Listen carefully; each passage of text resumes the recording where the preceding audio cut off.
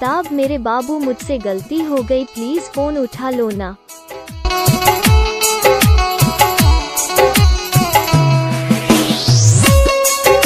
महताब मेरे बाबू मुझसे गलती हो गई प्लीज फोन उठा लो ना।